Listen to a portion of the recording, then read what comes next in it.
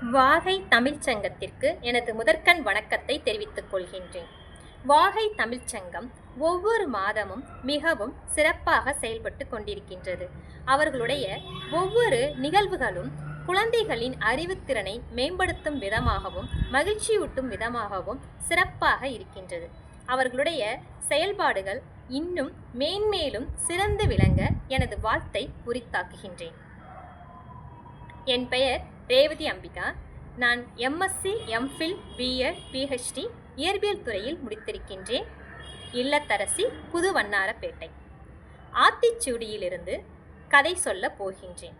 கதையின் பெயர் சைகையில் பொருளுணர். செந்தூர் செல்வி என்ற பெண் இயற்பியல் துறையில் முனைவர் பட்டம் பெற்ற பட்டதாரி. அவளுக்கு 2 பெண் குழந்தைகள், அனல்யா, அகல்யா.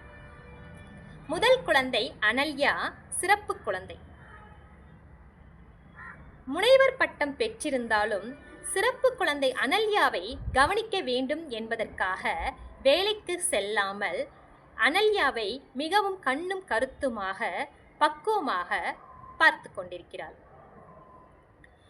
அனல்யாவிற்கு எல்லா செயல்பாடுகளும் தெரியும் வைப்பது என்பது செந்தூர் செல்விக்கு ஒரு சவாலாகவே இருக்கிறது. செந்தூர் செல்விக்கு உடல்நிலை சரியில்லை என்றாலும் குழந்தை அனல்யாவின் முன்னேற்றத்திற்காக எந்த ஒரு நிகழ்வாக இருந்தாலும் சென்று விடுவாள்.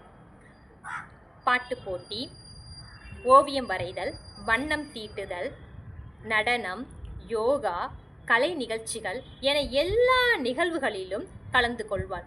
வீடுகளில் நடைபெறும் நிகழ்வுகளில் கூட அனல்யாவும் செந்தூர் செல்வியும் இருப்பார்கள். செந்தூர் செல்வி எங்கு சென்றாலும் கைப்பையில் உடை, உணவு, பழம், தின்பண்டங்கள் என எல்லாவற்றையும் வைத்திருப்பாள் குழந்தை அனல்யாவிற்காக. ஒரு நாள் சுதந்திர தின விழாவிற்காக பள்ளியில் மாறுவேட போட்டி ஏற்பாடு செய்திருந்தார்கள். செந்தூர் அனல்யாவிற்கு இந்திரா காந்தி வேஷமிட்டு அழைத்து வருவதாக சொல்லியிருந்தார். அதற்காக வீட்டிலேயே எல்லா ஏற்பாடுகளும் செய்துவிட்டார். பள்ளி வெகு தூரம் என்பதால் ஆட்டோ ஏற்பாடு செய்திருந்தார்கள். ஆட்டோக்காரரும் வந்துவிட்டார். ஆட்டோக்காரர் குழந்தை அனல்யாவை பார்த்த உடனே குழந்தையின் நிலையை அறிந்து பொறுமையாக ஆட்டோவில் ஏற்றி உட்கார வைத்தார்.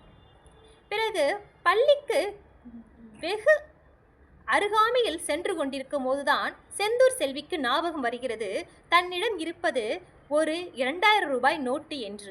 மனதிற்குள் கொஞ்சம் பயத்தை வைத்துக்கொண்டே, அண்ணா 2000 ரூபாயா இருக்கு, சில்லறை இருக்கா என்று கேட்டாள். அவர் எங்கே திட்டு விடுவாரோ என்று பயமும் மனதுக்குள் இருந்தாலும் பொறுமையாக கேட்டார். ஆட்டோக்காரரோ, அம்மா நீதாமா சவாரியே என்று கூறி வேகமாக வண்டியை ஓட்டினார். பின் பள்ளிக்கு அருகாமையில் ஒரு பெட்ரோல் வங்கியில் 2000 ரூபாய் பணம் கொடுத்து சில்லறை வாங்கி தந்தார். எனக்கு மனதில் மிக சந்தோஷம். எல்லா ஆட்டோக்காரர்களும் பள்ளியின் வாசலிலே இறக்கிவிட்டு சென்று விடுவார்கள். அன்று அந்த ஆட்டோக்காரர் நிலைமையை அறிந்து பள்ளியின் உள்ளே சென்று வகுப்பறை வாசலில் கொண்டு வந்து ஆட்டோவை நிப்பாட்டி குழந்தையை பக்குவமாக இறக்கிவிட்டார். சுதந்திர தின நிகழ்ச்சிக்கான நிகழ்வு ஆரம்பமாகிவிட்டது என்ற ஓசை கேட்டவுடன் செந்தூர் செல்வி சில்லறையை கொடுத்துவிட்டு வேகமாக கிளம்பி சென்றாள். பின் மேடையில் இந்திரா காந்தி போல் வேஷமிட்டிருந்த அனல்யாவை பேச வைத்து மிகவும் சந்தோஷமாக எல்லோரும் பேசி சிரித்து இருந்தார்கள். 1 மணி நேரம் கழித்து செந்தூர் செல்வியின் பள்ளியின் காவலாளர் வந்து, அம்மா உங்க கைப்பைய ஆட்டோலே விட்டுட்டீங்களா? ஆட்டோக்காரர் வந்து கொடுத்தாருமா, இந்தாங்க என்று கொடுத்தார். செந்தூர் செல்விக்கு பேரதிர்ச்சி, மகிழ்ச்சியும் கூட. எப்படி இவ்வளவு நேரம் கழித்து ஒரு ஆட்டோக்காரர் குழந்தையின் நிலையை அறிந்து அதை திருப்பி கொண்டு வந்து கொடுத்திருக்கிறார் என்று நினைக்கும் போது மகிழ்ச்சியாகவும் இருந்தது. அவர் செய்த சைகையில் பொருளுணர் என்பது மனதிற்கு சந்தோஷத்தையும் அளித்தது. ஆம், அவர் 3 விதங்களில் உதவி செய்திருக்கிறார். ஆட்டோவில் ஏறும் போதும் இறங்கும் போதும் குழந்தையை பக்குவமாக ஏற்றி பக்குவமாக இறக்கினார். அதுபோல சில்லறையை மாற்றி கொடுத்தார். கைப்பையை திரும்ப கொண்டு வந்து கொடுத்தார். இந்த உதவி நாம் கேட்காமலே அவர் செய்யும் இந்த செயலுக்கு பெயர்தான் சைகையில் பொருளுணர். இதுவே ஆத்திச்சூடியின் சைகையில் பொருளுணர் கதை அம்சமாகும். உங்க எல்லாருக்கும் பிடிச்சிருக்கும்னு நினைக்கிறேன்.